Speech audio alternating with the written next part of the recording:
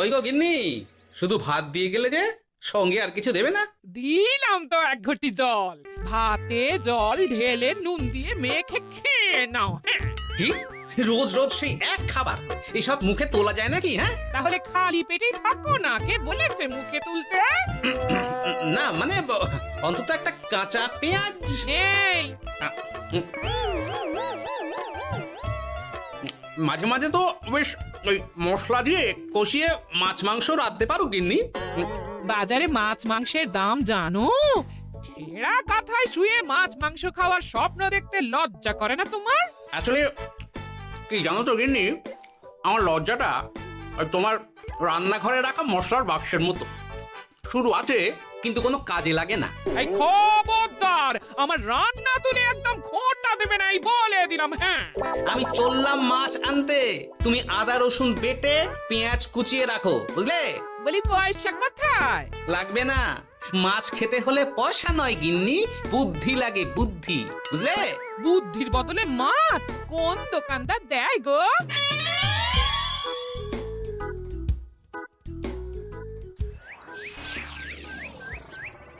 না না না না না, কিছুতেই বুঝে উঠতে পারছি না। এই নিন জাহাপনা, আপনার জন্য আম পোড়া শরবত এনেছি, খেয়ে নিন।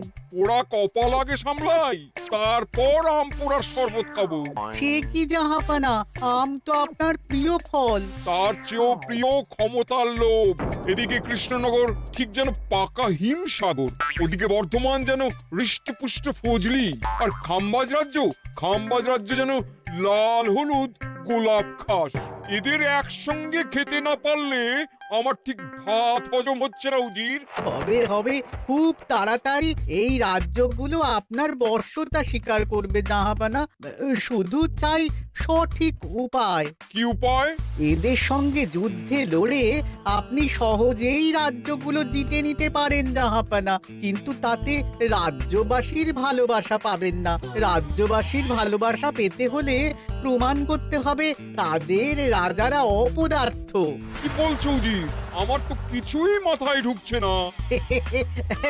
আপনি হলেন বাংলার নবাব, আর কথায় আছে না, মাছে ভাতে বাঙালি। বাঙালিকে না বুঝলে বাংলা জিতবেন কিভাবে? আসুন আসুন জাহাপানা, আসুন, আমি আপনাকে বাতলে দিই বাংলা জেতার উপায়। সাব্বাস উজির, তোমার বুদ্ধিটা ঠিক পাকা ল্যাংড়া আমের মতো, না মিষ্টি।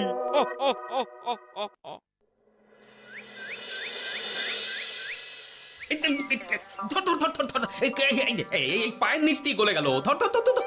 বিশাল বড় মাছ গো গোপাল দাদু। একেবারে পাকা শোল।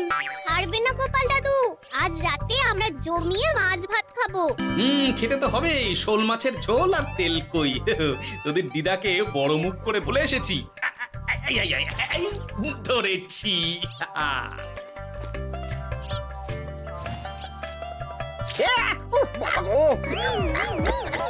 ছি ছি ছি ছি, কি দুর্গন্ধ! গোপালকে ছাড়বেন না মহারাজ, ও ইচ্ছে করে আমার মুখে কাঁদা ছুঁড়েছে। ঠাকুর বলেছেন মানুষ নিজের কর্মফল একদিন না একদিন ঠিক পাবে। মন্ত্রী মশাই যে এত তাড়াতাড়ি পেয়ে যাবেন ভাবতেই পারিনি। দেখেছেন মহারাজ, দেখেছেন? দোষ করে এখন আবার ধর্মের বাণী দিচ্ছে। তুমি রাজসভা কামাই করে এসব কি করছো গোপাল? যা সামান্য বেতন পাই সব পেঁয়াজ রসুন কিনতেই ফুরিয়ে যায় মহারাজ, তাই মাছটা নিজেই ধরে খাচ্ছি। হ্যাঁ? মহারাজ আপনার পায়ে পড়ি। থাক থাক, আর আমার পা ছুঁতে হবে না গোপাল। কেন মহারাজ? আমি তো মন থেকে আপনাকে সম্মান করি, বলুন। এ তো আচ্ছা জ্বালাতন। মুর্শিদাবাদের নবাব বাহাদুর আপনাকে একটি বিশেষ পত্র পাঠিয়েছেন, অনুগ্রহ করে গ্রহণ করুন।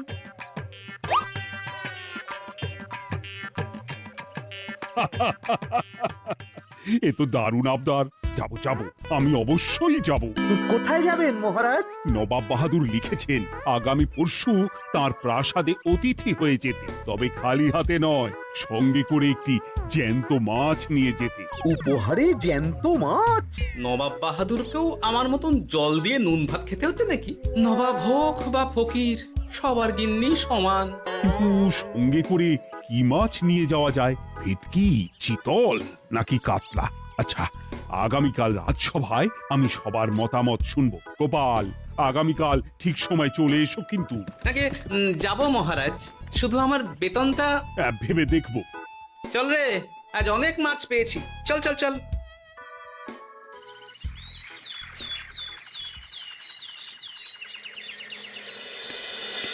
কি মহারাজ, আপনাকে এত চিন্তিত দেখাচ্ছে কেন? নবাব বাহাদুরের জন্য কি মাছ উপহার স্বরূপ নিয়ে যাওয়া যায় সেই চিন্তায় গতকাল রাতে আমার ভালো ঘুম হয়নি মন্ত্রী। আমিও গতকাল রাতে দু চোখের পাতা এক করিনি মহারাজ। অনেক ভেবে সকালের দিকে আমার মাথায় একটা বুদ্ধি এলো। কি বুদ্ধি? নবাবকে উপহার স্বরূপ ইলিশ দিলে কেমন হয়? বোঝো কাণ্ড, এই বুদ্ধির জন্য রাত জাগতে হলো। হ্যাঁ, ইলিশ তো জল থেকে তুললেই অক্কা পায়, তা জ্যান্ত থাকবে কিভাবে? ঠিক ঠিক, মন্ত্রীর মাথায় গোবর আছে না ভুসি? আমার মতে উপহার স্বরূপ ছোট মাছ নিয়ে যাওয়াই ভালো। এই যেমন ধরুন ওই পুঁটি মাছ, নিজেও খেতে পারবেন আবার ঝালও খেতে পারবেন।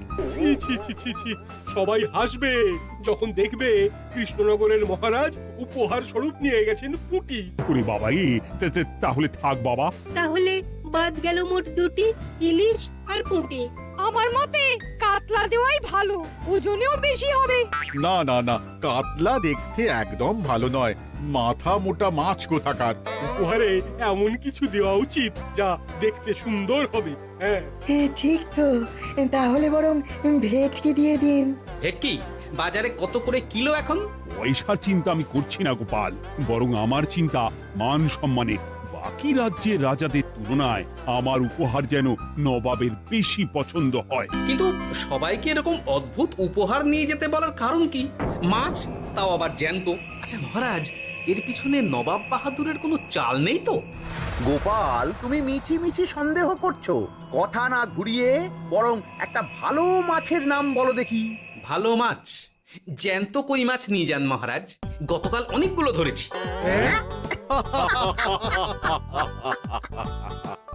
কি, এত ভালো ভালো মাছ থাকতে আমি শেষে কই মাছ নিয়ে যাব? তুমি সমাধান না দিয়ে উল্টে মজা করছো গোপাল। দূর হয়ে যাও, দূর হয়ে যাও আমার চোখের সামনে থেকে। আগে ভাড়ামো করার জন্যই তো মাস গেলে বেতন পাই মহারাজ। মানে কি বলতে চাইছো গোপাল? নবাব বাহাদুর কি চান সেটা আমরা সবাই জানি, তাই বলছি মাছের গর্তে হাত ঢোকানোর আগে পরীক্ষা করে নেওয়া উচিত ভেতরে সাপ আছে কিনা।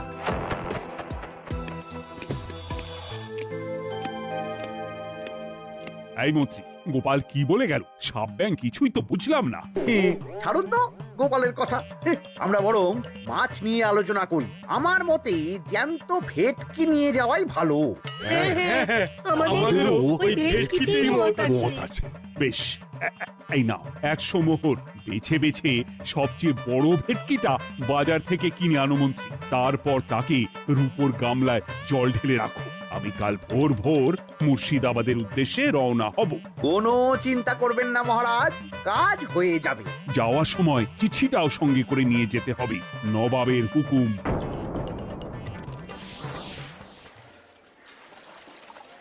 এই দেখুন কেমন খেলা করছে। হ্যাঁ, বাহ বাহ বাহ। ওজনে কত হবে? 4 কিলো তো হবেই। কিলো 2 পয়সা হিসেবে 8 পয়সা দেবেন। আমি শুধু ওজন জানতে চেয়েছি, দাম শুনে আমার কি হবে? এই, এটাকে গাড়িতে তোল।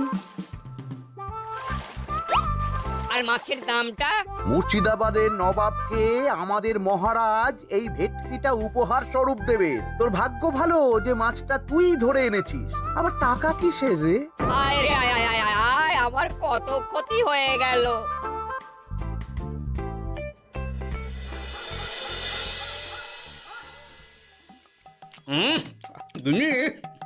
তেল কৌটে যা রেঁধেছ না? বলি বলি আর কটা মাছ আছে গো? যা আছে তাতে আগামী 7 দিন হয়ে যাবে। হ্যাঁ, তাহলে কাল কই মাছের ঝোল খাবো, পরশু খাবো শোল মাছের কালিয়া। ধুর, এসব খেয়ে খেয়ে জিভে চড়া পড়ে গেল। বাজার থেকে একটু ইলিশ ভেটকিও তো আনতে পারো। হ্যাঁ, ইলিশের অনেক দাম গো গিন্নি, আর ভেটকি তো বাজারে প্রায় ওঠেই না। কে বলেছে তোমাকে? শুনলাম মন্ত্রী মশাই নাকি আজ বাজার থেকে সবচেয়ে বড় জ্যান্ত ভেটকিটা নিয়েছেন। হ্যাঁ, তাই নাকি? তার মানে আগামীকাল নিশ্চয়ই মহারাজ ওটা নিয়েই মুর্শিদাবাদ যাবেন। আমার মনটা বড্ড কু ডাকছে গিন্নি। না, এভাবে ছেড়ে দিলে হবে না, একটু পরীক্ষা করে দেখতে হবে। হাজার হোক এ রাজ্যটা তো আমারও। এত রাতে আবার কোথায় চললে গো? হ্যাঁ? দেখতে গর্তে সাপ আছে না মাছ। অ্যাঁ?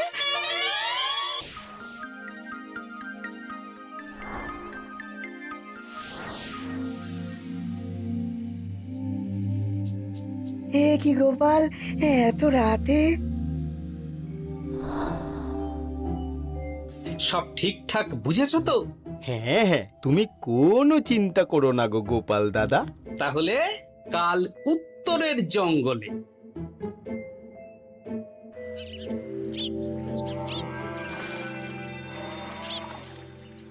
ভেটকি মাছটা রূপোর গামলায় রেখে গরুর গাড়িতে তুলে দিয়েছি মহারাজ। আর নবাব বাহাদুরের চিঠিটা? ইয়ে, সিংহাসনের উপর, নিচে, ডাইনে, বাঁয়ে সব জায়গায় খুঁজলাম, কোথাও নেই। সে কি তাহলে? এমন চিত্তাকর্ষক উপহার দেখলে নবাব বাহাদুরের চিঠির কথা মনেই থাকবে না। আপনি নির্দ্বিধায় যাত্রা শুরু করুন মহারাজ। ঠিক বলেছ।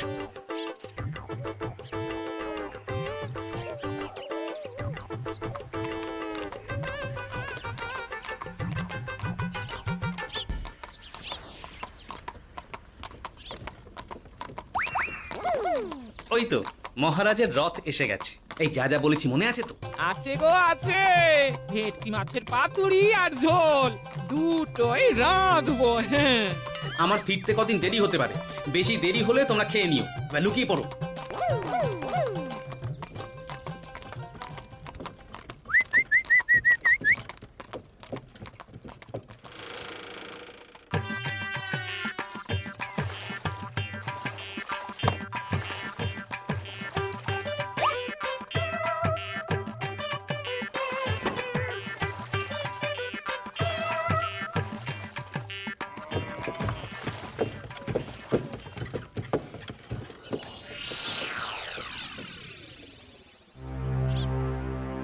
ওই দেখা যায় রথে চেপে সবাই ধীরে ধীরে এদিকেই আসছে জাহাপানা।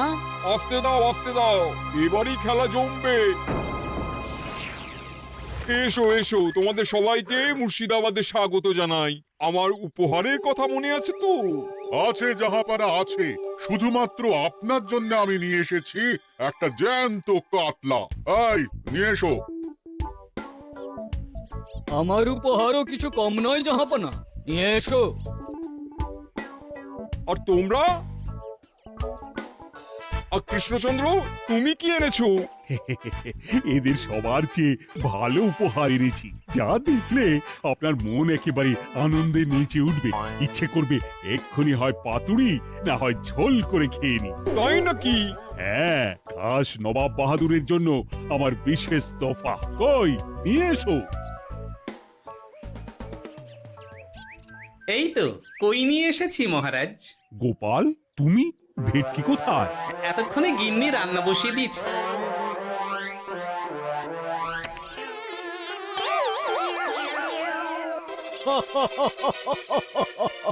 শেষে কিনা কই মাছ। আর কোনো মাছ খুঁজে পেলে না নাকি কৃষ্ণচন্দ্র? ছি ছি ছি, তোমার জন্য লজ্জায় আমার নাক কাটা গেল গোপাল। ফিরে গিয়ে আমি তোমার গর্দান নেব, এই বলে দিলাম। অনেক হয়েছে, এবার তোমরা সবাই আমার কথা মন দিয়ে শোনো। আমি তোমাদের সবাইকে একটা করে জ্যান্ত মাছ আনতে বলেছি একটি বিশেষ কারণে। তার আগে সবাইকে আমি জিজ্ঞাসা করতে চাই, আপনারা সবাই নবাব বাহাদুরের পাঠানো চিঠিটা মন দিয়ে পড়েছিলেন তো? হ্যাঁ পড়েছি। হ্যাঁ হ্যাঁ হ্যাঁ, আমরাও পড়েছি। বেশ, তাহলে তো তোমরা এই আমন্ত্রণের কারণটা জানো। তোমাদের আনা মাছেদের আয়ু যতদিন তোমাদের রাজ্যের আয়ুও ততদিন। মানে আপনাদের মধ্যে যার মাছ যেদিন মারা যাবে, জাহাপানা তার রাজ্যটা সেদিন নিয়ে নেবে। আর যতদিন না আপনাদের মাছ মরছে, ততদিন আপনারা এই প্রাসাদেই থাকবেন। হ্যাঁ, এইরকম কিছু তো চিঠিতে লেখা ছিল না। কে বলেছে ছিল না? ওই জন্যই তো আমি সঙ্গে করে চিঠিটা আনতে বলেছিলাম। এনেছো? হ্যাঁ হ্যাঁ, আমি এনেছি। এই যে, এখানে তো কোথাও এরকম কিছু লেখা নেই। তোমরা হলে রাজা, রাজাদের সব সময় চোখ কান খোলা রেখে চলতে হয়। উজির, এই নাও।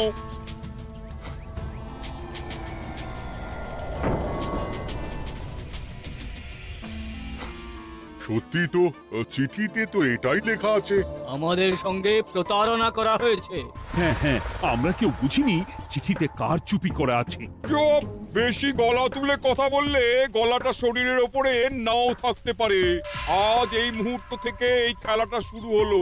তোমাদের রাজ্যের আয়ু এখন তোমাদের আনা মাছেদের কাছে।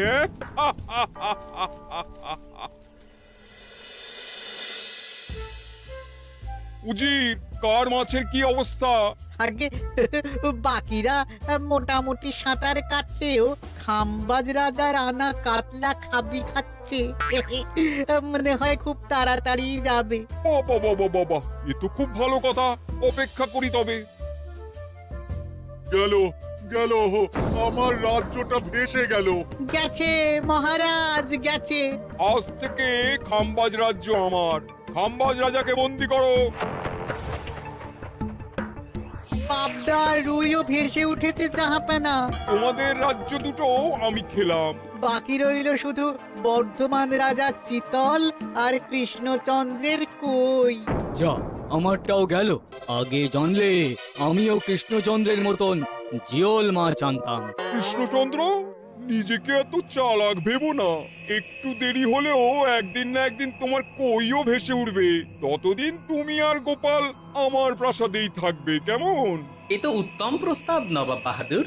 আপনার প্রাসাদের বিরিয়ানির কোনো তুলনাই নেই। অনেকদিন নুন ভাত খেয়ে আছি, আজ একটু বিরিয়ানি হবে নাকি? পেয়ে যাবে গোপাল।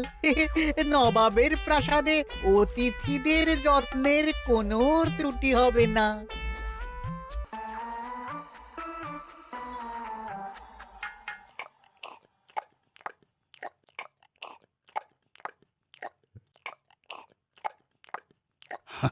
আমাকে ক্ষমা করে দিও গোপাল, আমি তোমাকে অনেক কথা শুনিয়েছি, কিন্তু এখন বুঝতে পারছি কেন তুমি ভেটকির বদলে কই মাছ এনেছো।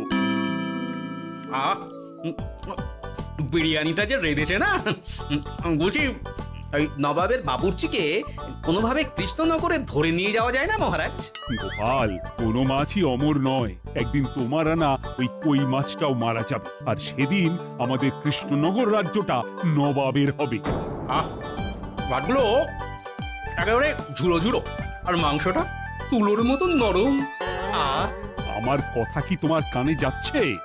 গোপালের চোখ কান সবসময় খোলা থাকে মহারাজ, আর তাই চিঠির কারচুপিটা ধরতে আমাকে বেশি বেগ পেতে হয়নি। কিন্তু কিভাবে বুঝলে গোপাল চিঠির রহস্যটা? কারণ আমি জানতাম নবাব বাহাদুর অনৈতিক কিছু করবেন না। গায়ের জোরে নয়, বুদ্ধি দিয়েই উনি বাজিমাত করবেন। অবশ্য এ ব্যাপারে আমাকে সাহায্য করেছে বিজ্ঞানী।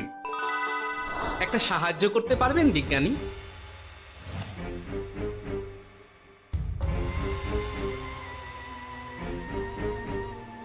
তোমার সন্দেহ একদম ঠিক গোপাল। এই চিঠিতে লেবুর রস দিয়ে লেখা হয়েছে কয়েকটি লাইন, যা শুধু আগুনের তাপেই ফুটে উঠবে। এই নাও। সর্বনাশ! গর্তে মাছ নয়, বিষধর সাপ আছে। এবার কি হবে গোপাল? আগামী 7 দিন পেট ভরে বিরিয়ানি খাবো মহারাজ। ততদিনে ওরা এসে যাবে। কারা আসবে? দেখুন না শুধু।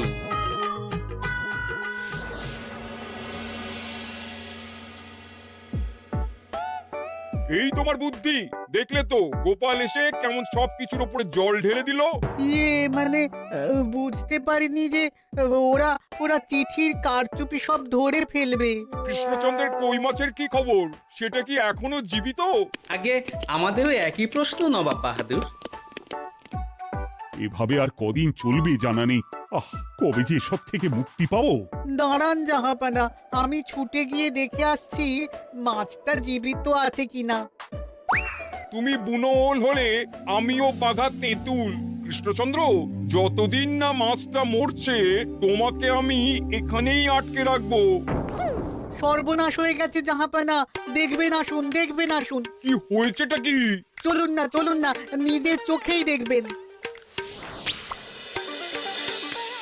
সে কি, কই মাছ বাচ্চা দিয়েছে? এটার অপেক্ষাতেই তো ছিলাম। ওরা এসে গেছে মহারাজ, এবার আপনার রাজ্য সুরক্ষিত। মানে নবাব বাহাদুরের কথা অনুযায়ী মাছ মারা গেলে রাজ্য ছাড়তে হবে। এমনিতেই কই মাছের জান শক্ত, এরাও বড় হবে, বাচ্চা দেবে।